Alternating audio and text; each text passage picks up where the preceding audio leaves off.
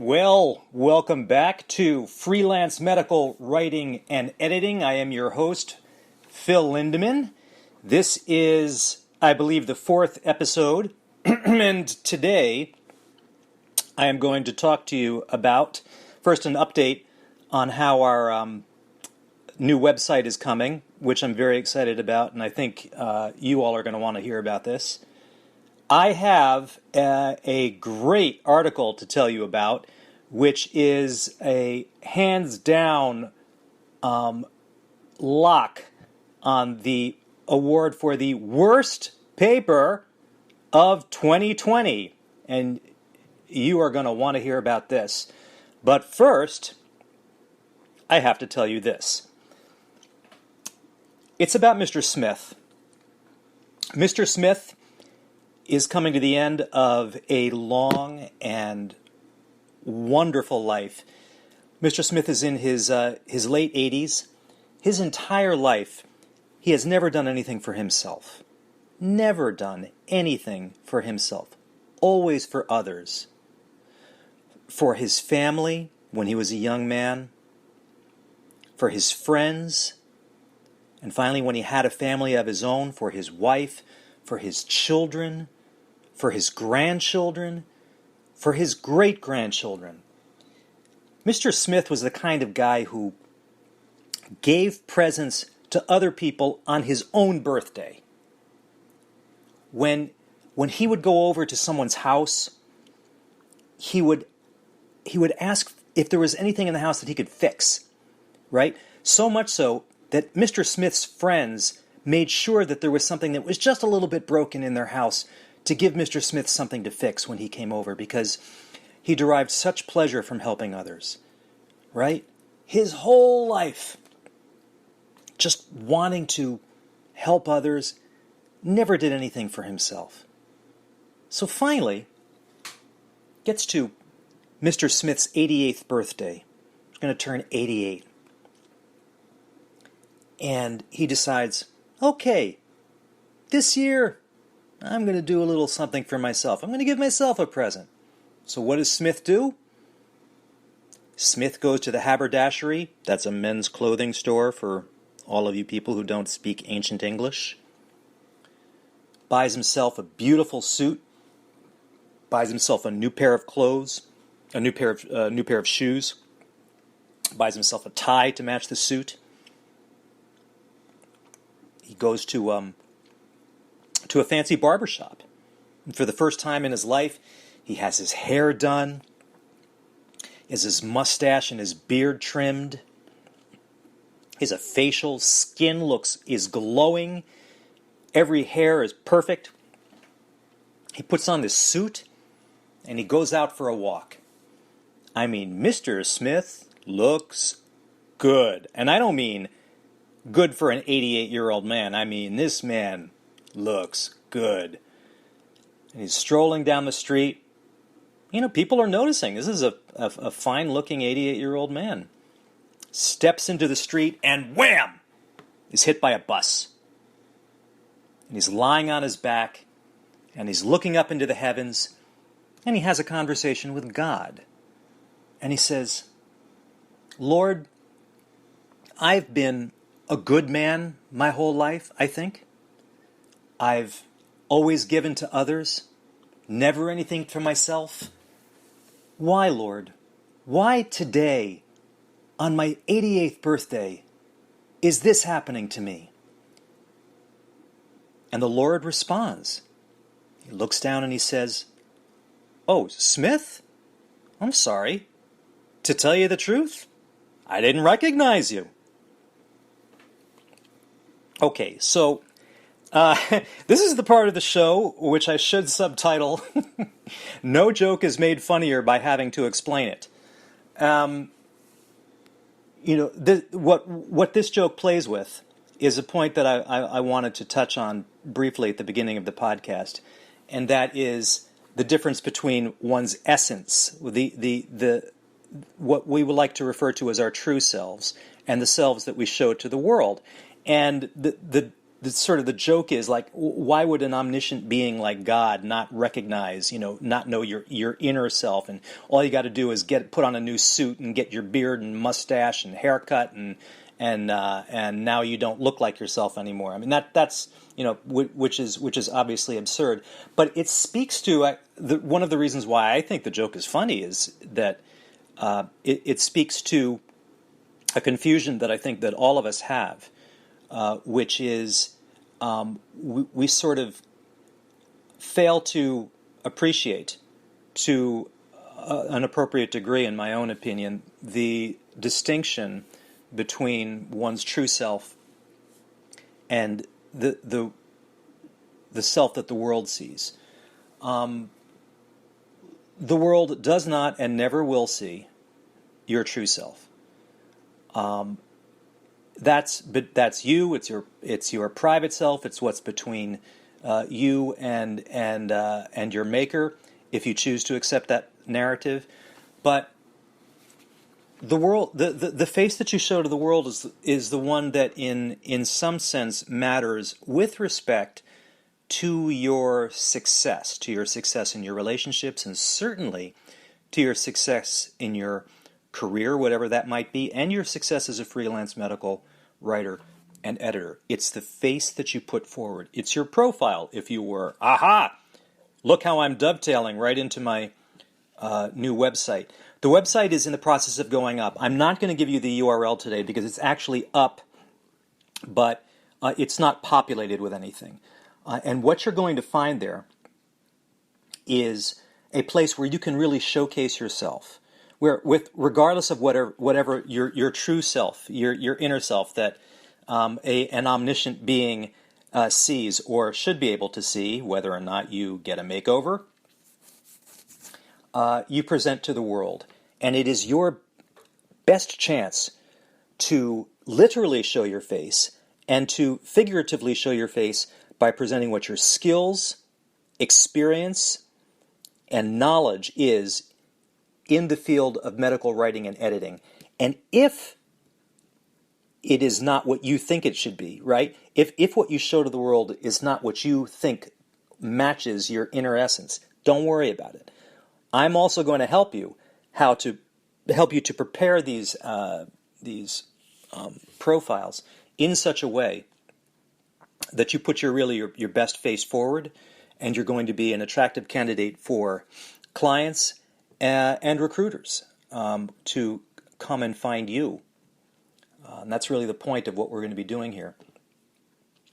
But there's actually another point as well, which is whatever you don't know about freelance medical writing and editing, I am going to teach you, because there is going to be teaching material that is available at this site. If you become a member, which means if you pay the very small monthly fee, I think I'm going to set it at $5, you will have the privilege of much reduced fee access to the teaching material. If you're not a member, people who come in from the outside or just happen across our site will also be able to purchase it. But there are benefits to being a member, which includes a profile. And I had toyed with the idea briefly this week of creating a platform for similar to Upwork and Fiverr, and I dodged that. Not because it would be complicated, clunky to use, etc., but because I noticed that the industry standard, among other things, in the world of freelance platforms, is that the platform owner takes 30% of the fee, which is confiscatory. This is something that just simply should not happen. And if I ever were to go this route, and I'm not ruling it out, I could not in good conscience accept 30% of the fee that a freelance medical writer and editor gets. It would be something much less than that. I'm not sure what it will be, but it will certainly be much less. But apparently Upwork gets away with it, and they are the cream of the crop. Fiverr, I actually don't remember what fee Fiverr takes, but they take. and that's what keeps them in business. And listen, I don't begrudge the success of Upwork and Fiverr. They provide a service, right? They connect willing buyers and willing sellers. They just take a cut which is large. I mean, I've worked on both ends of Upwork. I've been a giver and a taker, right? I've provided jobs on Upwork and I've taken jobs on Upwork. Never done so on Fiverr, but you know what they do, and I'm fine with that. Okay, enough about that. Don't think I have anything more to say about the website, apart from the fact that if you have any thoughts or ideas about this, I want you please email me. I'll put the email address in the show notes. And speaking of show notes, this podcast is now on iTunes. You may have found me on iTunes, which is awesome. I don't know how I got there. I have to thank Anchor, who is the application on which this podcast is being recorded, for listing me there. I'm not on every platform. I just checked Stitcher this morning, and I'm not on Stitcher. I don't know anybody else who is, but there's a possibility that if the thought crosses my mind, I may try to apply and see if I can get this podcast on Stitcher. But we're on lots of other platforms, most prominently iTunes. So in that, this is now the standard appeal that your podcast host will make.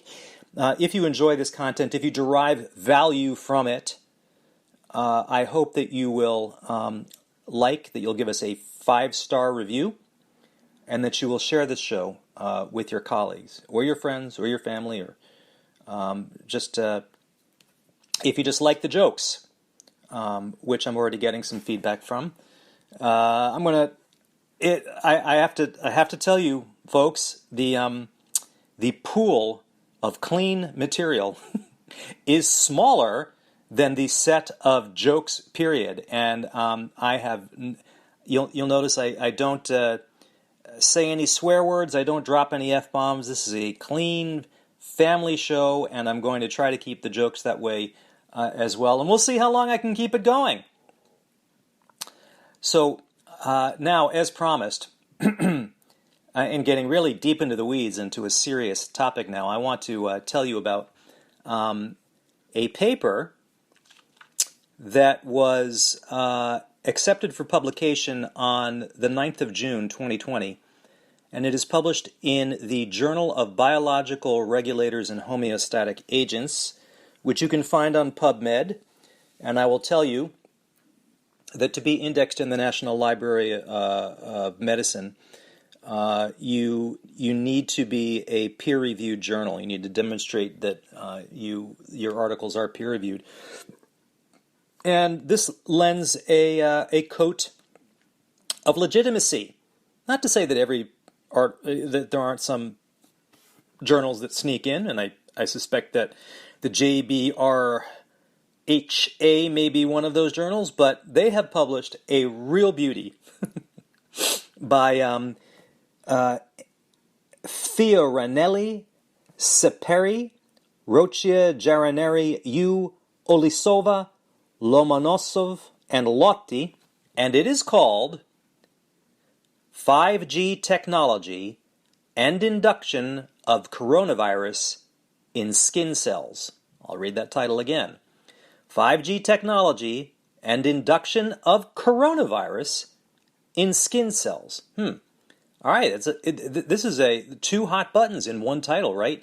5G and coronavirus. But what do they mean by induction of coronavirus in skin cells? Let's see what Fiornelli et al. Mean by that, and I'll read you their abstract. I have the full text of their article now, although to jump to the chase, this article has not only been it has not been retracted; it has been removed from the website. But thanks to the beauty of the eternal internet, I have the full text right here, and I've actually skimmed it, and it is a thing of beauty, I have to tell you. Here is the abstract.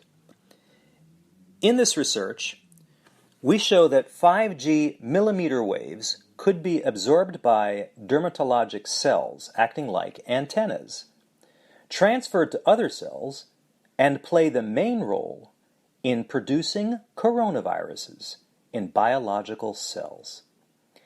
DNA is built from charged electrons in atoms and has an inductor-like structure.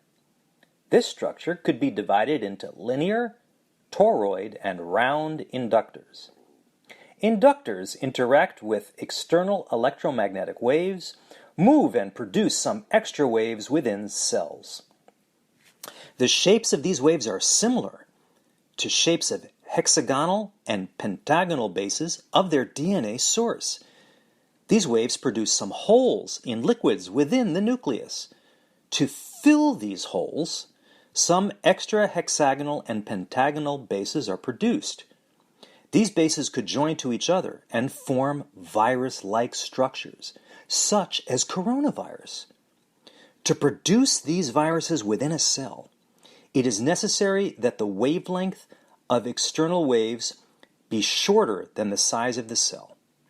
Thus, 5G millimeter waves could be good candidates for applying in constructing virus-like structures such as coronaviruses, parents, COVID-19, close parents, within cells. And, all right, so I'm sorry. I did suppress a laugh until the end here, though. I note, as the review that I'm about to read you also notes, that the authors have confused COVID-19, which is the disease from the causative agent of COVID-19. Be that as it may, they should be forgiven for a little bit, but shame on whoever copy edited this, that someone should have pointed out that there should be distinctions drawn between causative agent of coronavirus. I mean, but I'm giving this paper way too much credit. This thing is beautiful, and it just goes on from there. But I just want to read you a little bit from a summary of it, which comes from a terrific blog, which I commend to you all, and I also will put a link to it in my show notes. It's called Science Integrity Digest, a blog about science integrity by Elizabeth Bick, and she does great work, and she's got a great sense of humor. And I just want to read a little bit about what she has to say about this article, which once again is called 5G Technology and Induction of Coronavirus in Skin Cells. And I'm quoting her now. The paper suggests that 5G waves, the latest cell phone technology, can spontaneously generate coronaviruses in skin cells. Yet there is nothing in this article that proves this extraordinary claim.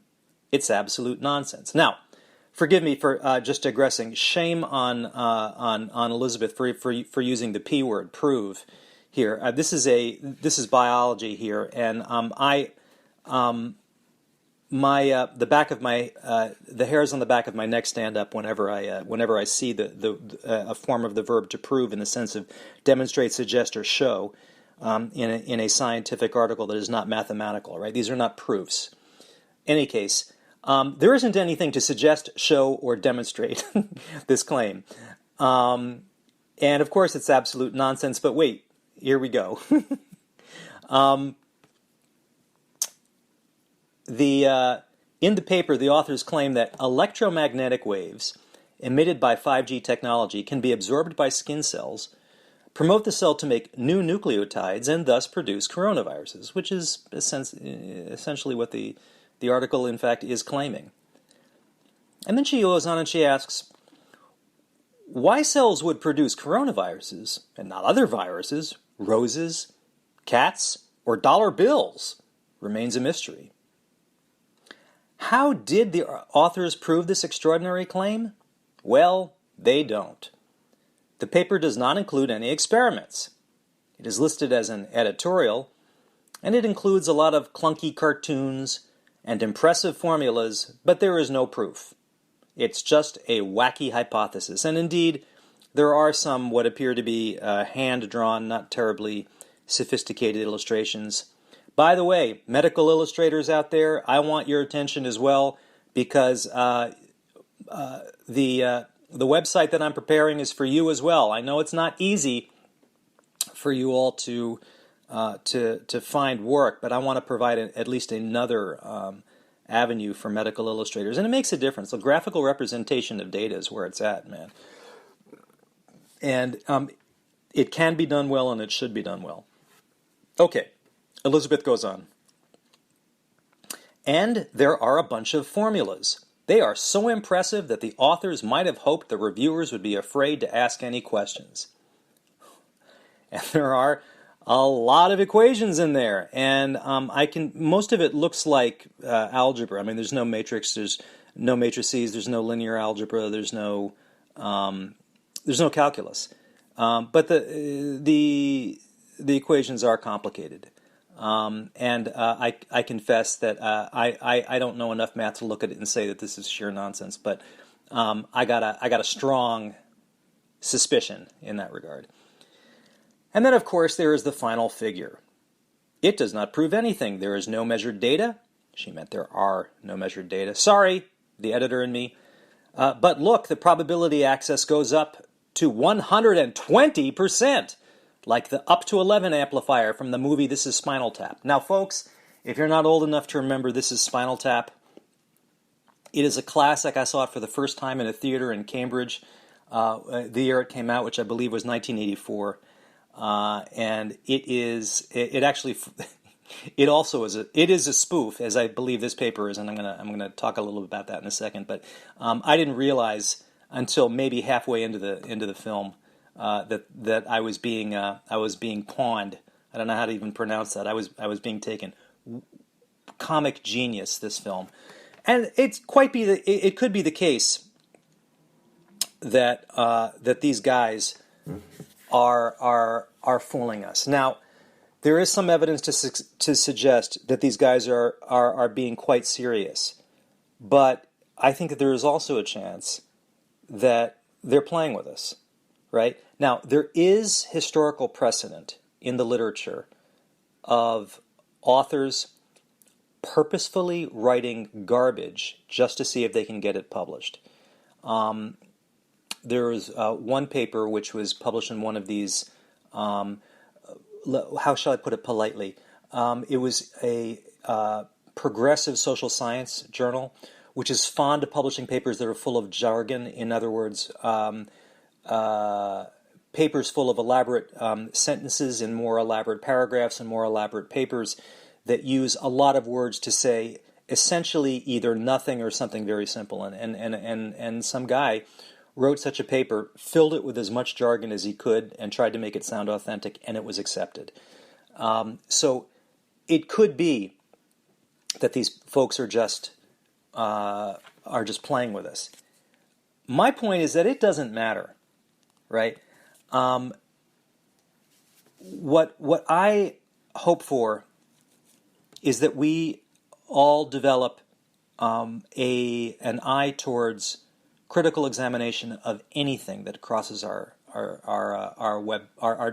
telephones or our desktops, or God forbid, actually three-dimensional paper that's in our hands that we actually read.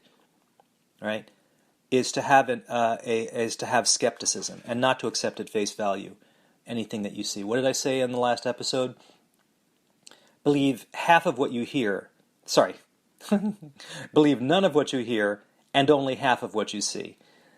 There is an element of human nature, though, that militates against this, and that is that we have a desire for certainty, and we have a desire to be protected from others who might do us harm, and we don't want to do it ourselves. And this is human nature, and I understand this.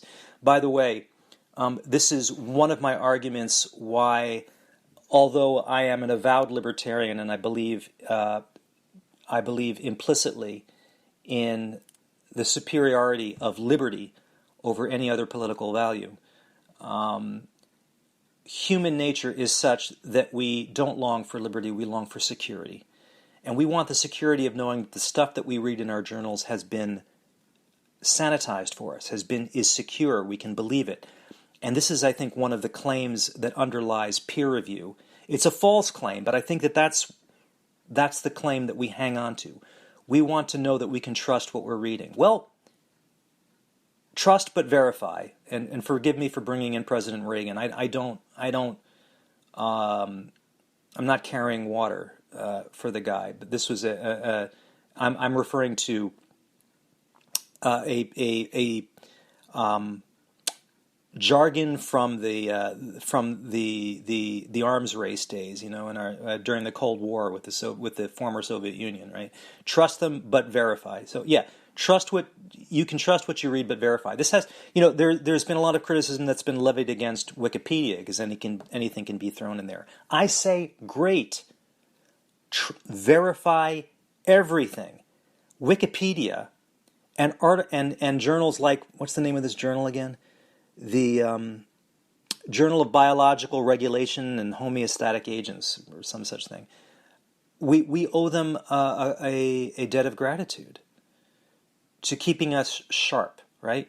We need to be, the price of liberty is eternal vigilance, and the price of, I would say, one of the prices that the scientific enterprise exacts on us is eternal vigilance, right? Now, sometimes the wackos, and the guys who wrote this paper, I'm willing to say publicly on this podcast, I believe are wackos, the ones who at least realize that this stuff has been published in their name, if in fact they do exist, are indeed wackos. But the stuff that the wackos put out there ought to be put out there. You know why? Because once in a blue moon, by the way, in some future episode I'll explain what a blue moon is. It's a fascinating phenomenon. Once in a blue moon, they are right. And I want to tell you just a very, very quick story before we end about one of my heroes, who was Ignaz Semmelweis. Semmelweis was a physician from Budapest, Hungarian-speaking, who, and at the time you had to, when you wanted to publish, you had to publish in German, not English. And there's an interesting story there, which I also want to get to on another day. And Semmelweis just made the observation that if you washed your hands before you examined a woman in labor, she was less likely to die postpartum of puerperal fever, right? You get a fever, and the germ theory of disease was unknown at the time.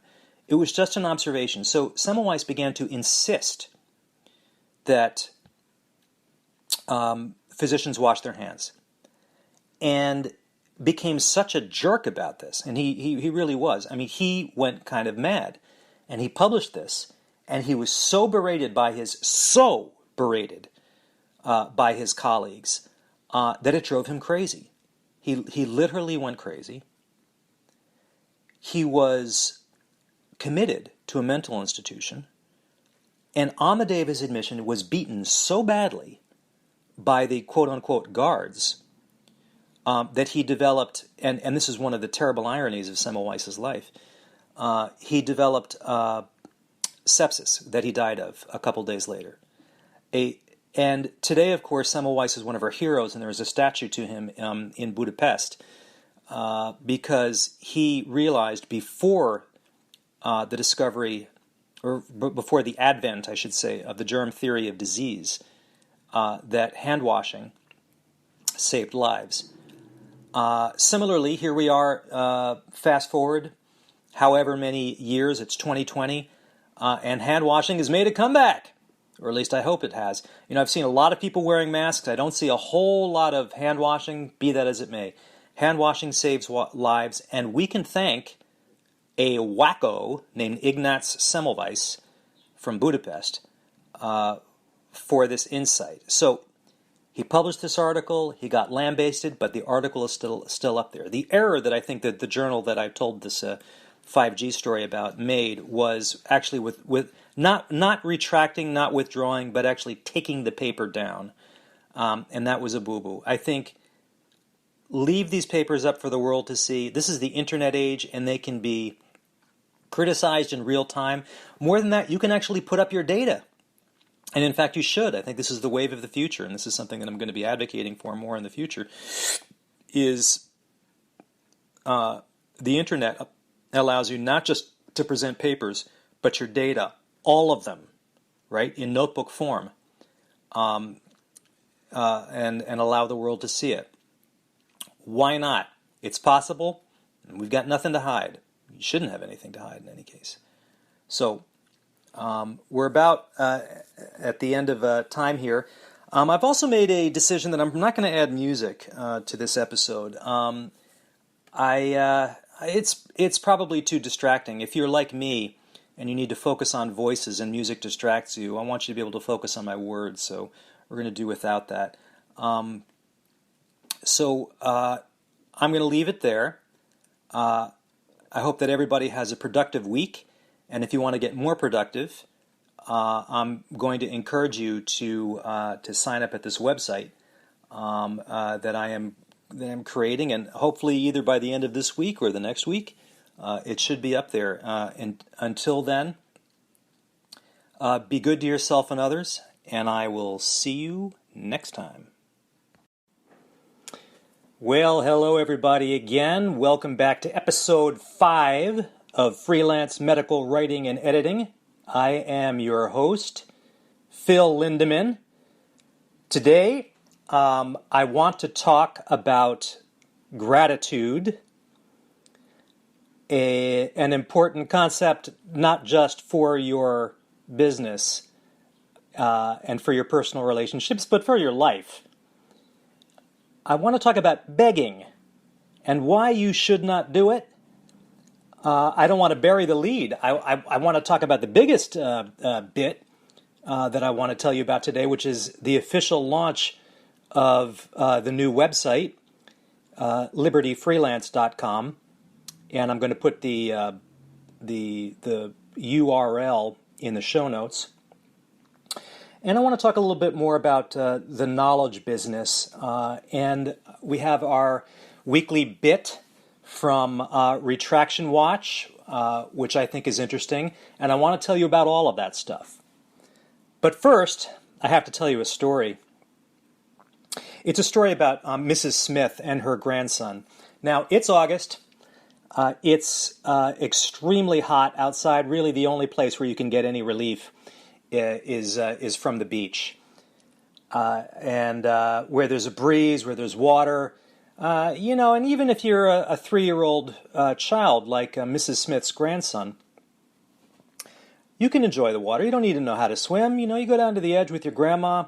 So they pile into the car. He's got his sun protector on, his SPF 50. He's got his hat on to protect him from the sun. He's got his bucket. He's got his shovel, and he goes down to the beach with his grandma, and they're having a great time. They're playing by the edge of the water. All of a sudden, without warning, a huge rogue wave starts looming offshore, and it grows and it grows and it grows, and this thing is 30 feet high, and it comes crashing down on top of Mrs. Smith and her grandson, who are playing by the edge of the water. And then it recedes, and only Mrs. Smith is standing there. Her grandson is nowhere to be seen. And what does she do? Mrs. Smith does what she has been accustomed to do her whole life. She turns her eyes heavenward, and she points at the sky, and she says, she has a conversation with God. By the way, no relation to Mr. Smith from last week, okay? But Mr. Smith had a conversation with God. You may remember, the guy who gets hit by a bus. Go back and listen to episode 4 if you want to hear that story. She points heavenward and she says, Lord, why my son? Why my grandson? Poor, innocent, 3-year-old kid. He has done nothing to deserve this harsh judgment from you. If anybody should have been taken from this beach, it should have been me. How, Lord, can you call yourself a just God who would whisk away a 3-year-old innocent child like this. Meanwhile, while Mrs. Smith is talking, she's looking heavenward. What she doesn't notice is that another great, huge, rogue wave is building in the distance and approaching the beach. And as this this wave is arching over her head, and she's still looking heavenward, she doesn't see it. It comes crashing down on top of her. And as it recedes, what she sees standing next to her is her grandson. Pretty much just as he was left when the previous wave came over. And once again, Mrs. Smith raises her eyes to heaven and she points a finger at the Lord and she says, "He had a hat." Okay, so there are many ways to interpret this story, a lot of which are beyond the scope of a podcast about medical writing and editing, and I'd love to discuss them with you sometime. But what I want to talk about is one of the reasons why this joke naturally gets to us is because it's about gratitude, or in Mrs. Smith's case, the lack thereof. I mean, she should have been happy that her grandson had been returned to her intact, but she can't, somehow his hat didn't get returned with him and she can't be grateful. So, but I want to talk about gratitude, and I am grateful today, and I want to share this with you. I'm grateful because the new libertyfreelance.com is now ready. And the best way that I can describe this site to you, and the reason why this is going to have value for you, is that it is a place for you to showcase your skills and to acquire new ones. I want to say that again. It's a place for you to acquire new skills and showcase the ones you've got. And it's $5 a month, folks. And you can cancel it at any time. There's no commitment. But the design is going to be such that it's going to retract. I'm getting to the retraction portion of the show. It's going to attract clients and recruiters. And why? Because I'm going to see to it that happens. I mean, that's my job as the webmaster, as it were. The true webmaster is a guy named Adrian from Canada, and he doesn't pay to advertise on this show. I at some point I will be advertising his services, and the reason is because I believe implicitly that a website is going to be a good thing for you to have if you do not already have one, for reasons that are going to become obvious.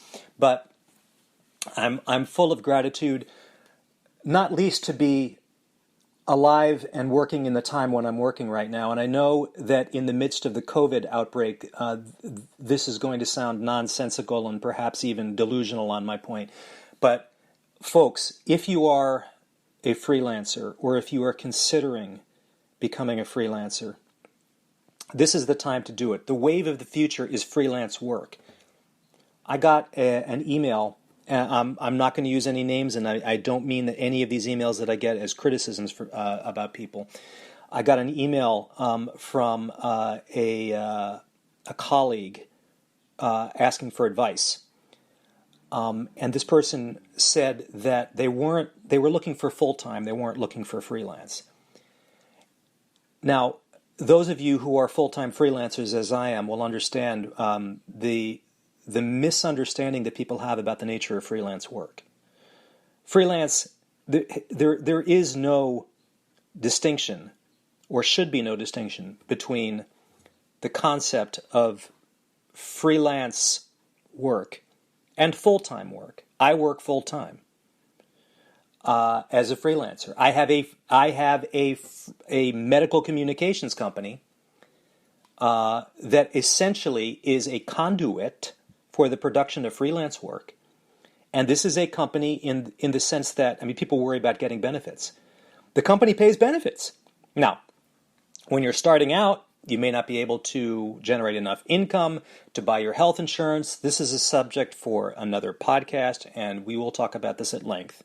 I promise you. However, the point is, I had to spend a lot of time in my response to this query to explain to the gentleman that there is no distinction between freelance and full-time work. Okay,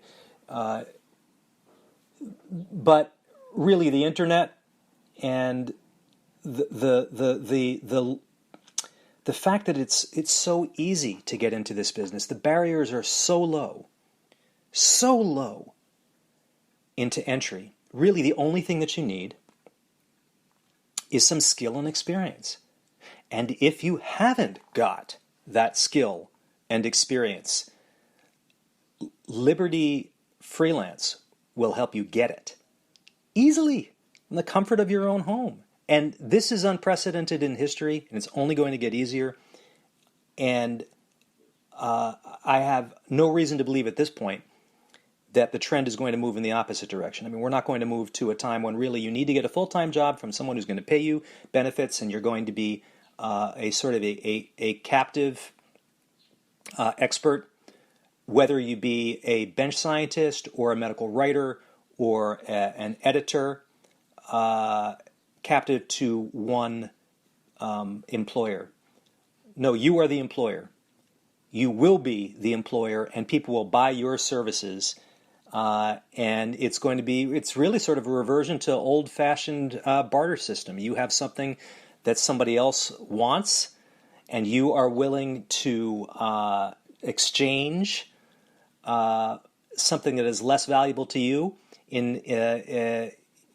for something that's more valuable to you, and the person on the other end of the exchange is doing exactly the same thing but in the opposite direction, right? We have never been closer to what may be a perfect market. And you can all of this information is that you need in order to read this market and to really thrive in this market is out there.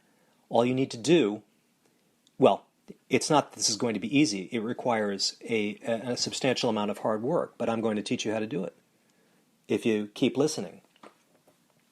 Anyway, there are a lot of things to be grateful for, and this is one of the things that I'm grateful for, is how easy this is and how excited I am to share this knowledge with you.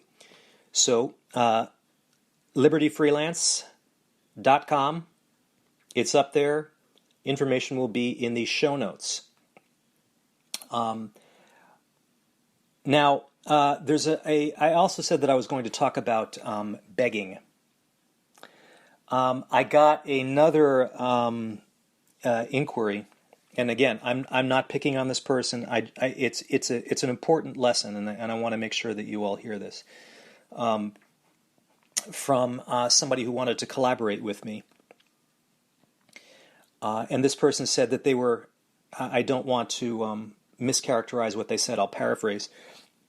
That they were desperate to find work. And I wrote back to this person, and I answered their question, but I said, look, I can't help this. I have to tell you something. Whatever you do when you are engaged in this business, one thing that you should not do is beg.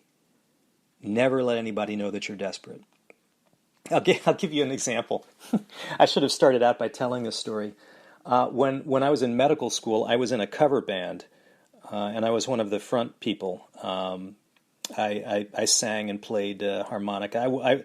I wasn't very good. There was another front man who a colleague of mine who's now a reproductive endocrinologist, I believe in South Carolina, who has a beautiful baritone, better voice than I have, and. But I was in this band, and I remember I was up and I was in the mic and I was talking to the crowd, and I don't even remember what I was saying. I think that I wanted them to dance. And I didn't realize that the drummer from behind me, he said, he sort of yelled at me, he said, "Phil, don't beg.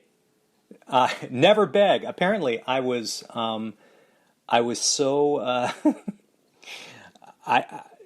desperate, I suppose, to get people to get out on the dance floor. That I actually was begging, and this guy had had a good point. You should not beg, and you shouldn't beg when you're looking for work, and don't make people believe that you're desperate to get work. And there's a very important reason why. They will take advantage of you, right? You are devaluing the price of your services. If people think that you're desperate, they say, "Okay, I'll pay this guy $1." I'm just making that up, and I believe that this person might have been happy with $1, but look,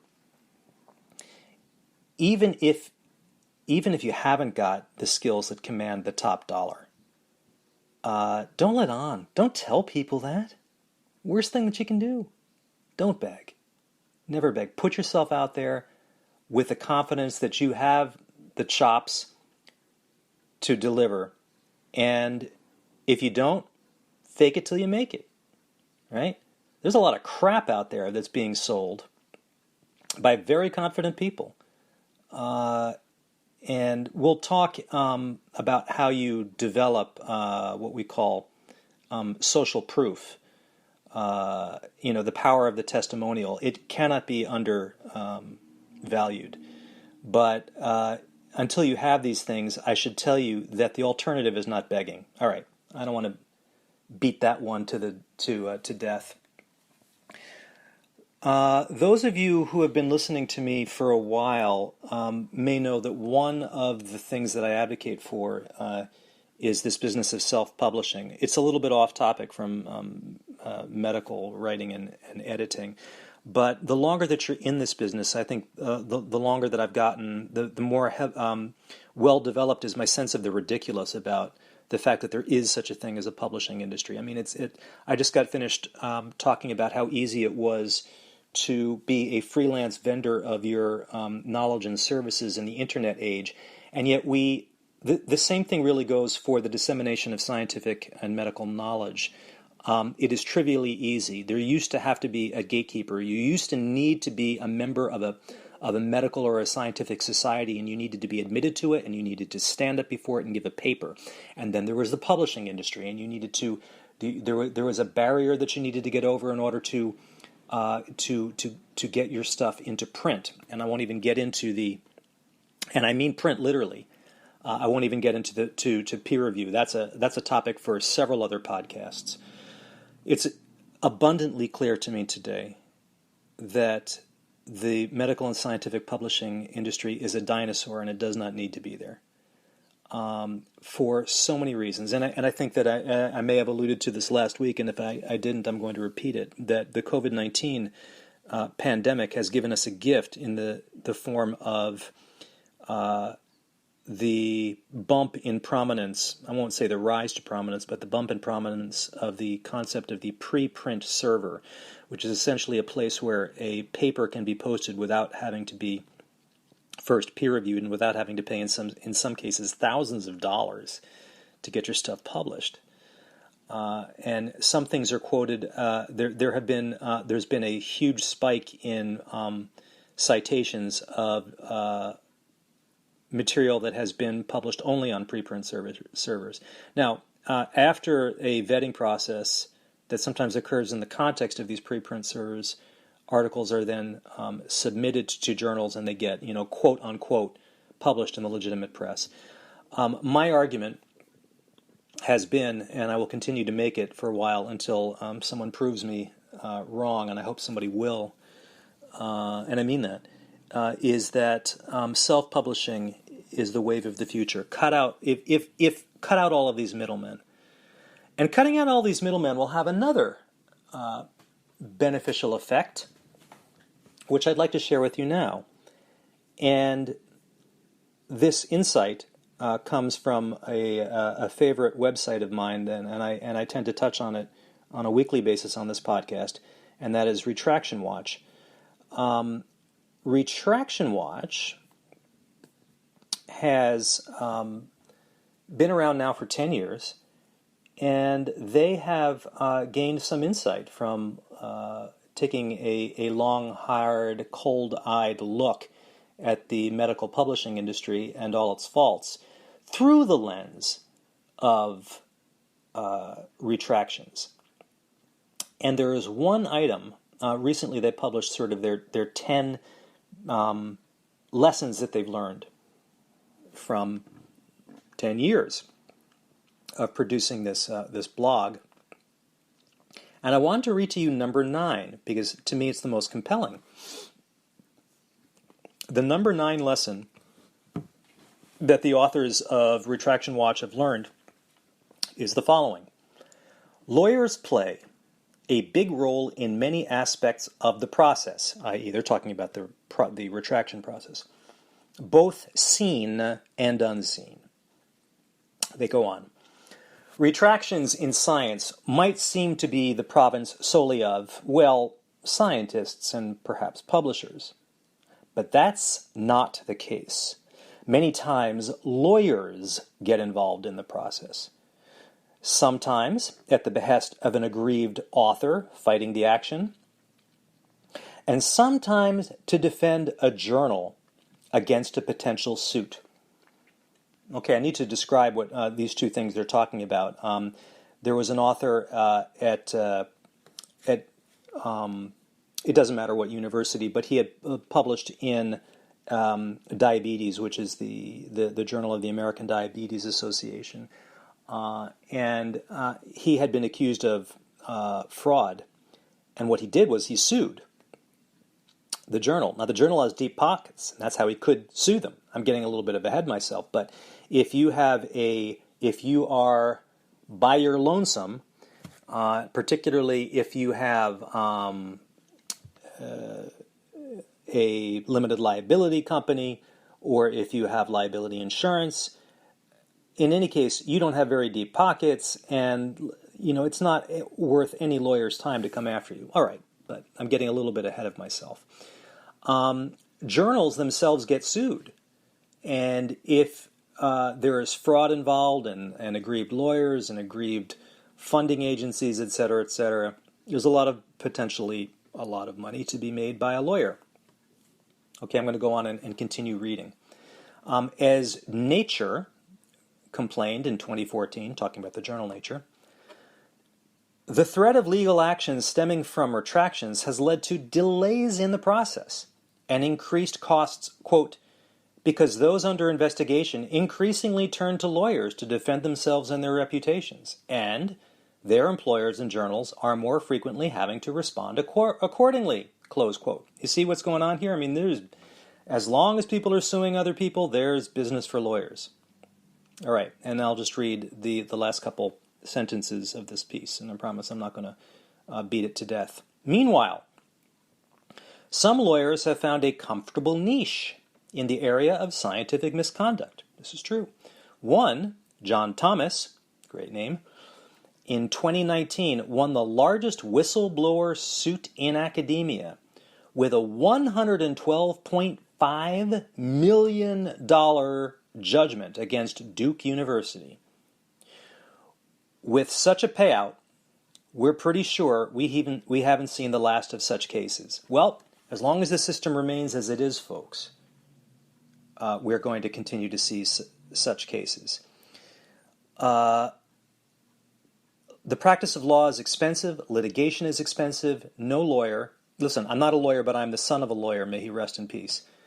No lawyer is going to take your case if the payout is not going to be substantial. It's a gamble. If the person you're suing has got nothing to give, it's not worth it.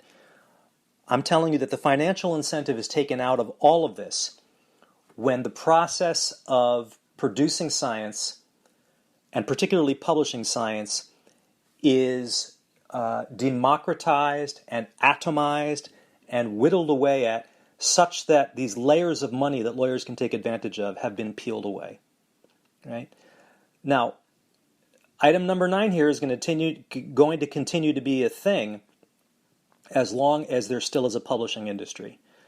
And to reiterate, my argument is that there is no need for the publishing industry right now. The medical and scientific publishing industry today is irrelevant. There is no need for it. You said, but what about peer review? Fine. Let people peer review it.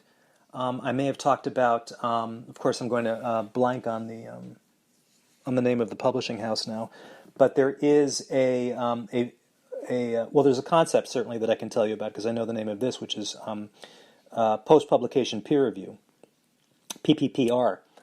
And there are some journals whose this is their model, right? Put the stuff up there right now and then let people review it later. I want to tell you something. If an article really has little scientific merit or interest and it doesn't get peer reviewed, that tells you something, right? That in itself is information. And that's something that one needs to pay attention to. Now, the price of all of this, as I never get tired of telling you folks, is eternal vigilance, right? We are, it's an aspect of human nature that we are, in some sense, by default, intellectually lazy. That is, that we would prefer that some other trusted source tell us what the truth is, and then we don't need to vet it. It's never been optimal in the past. It certainly is not optimal now. It should not be the case anymore, right? Check your sources. Self-publishing allows you to do this. The data can be put up there in notebook form. People can go through and manipulate it and mess around with it. There isn't any reason. If what you really care about is the dispassionate pursuit of truth, which I think everybody who is listening to this agrees with, then this kind of transparency is not only, I mean, it's certainly possible right now. I would say that it's become obligatory. And again, once again, doing this is going to drain much of the profit motive away from the process of litigation surrounding the scientific endeavor. Now, I'm oversimplifying. I mean, clearly there are some types of science that really that require substantial amounts of capital investment. You can't build a particle accelerator out of stuff in your basement, right? I appreciate that some kind of science really requires substantial amounts of input. Now, it doesn't necessarily have to come from governments. Again, I don't want to keep tipping my libertarian hand here, but I can't help myself. I note that this podcast is going out in the week in which SpaceX has completed a successful mission to the International Space Station and returned with two NASA astronauts. SpaceX, as you may all know, is a private company. It is the brainchild, the baby of Elon Musk, the much maligned entrepreneur Elon Musk. I'm telling you all of this just as a way of saying that even big endeavors, and in fact even big science, don't necessarily require pockets as deep as governments, or rather I should say governments that have the ability to print their own money to fund. Anyway, so we're getting close to the end here. I want you all, if you would be so kind, please to do me a favor. If you enjoy this podcast, if you've enjoyed what you've heard so far, and if you enjoyed this podcast today, please like, share, give a 5-star review, and subscribe to the Freelance Medical Writing and Editing podcast. I drop an episode every Tuesday. And I hope that I will every time edify you, give you something to think about. And with that, I'll close. And as usual, I wish that you will go forth and be good to yourselves and to each other. And I'll talk to you next week.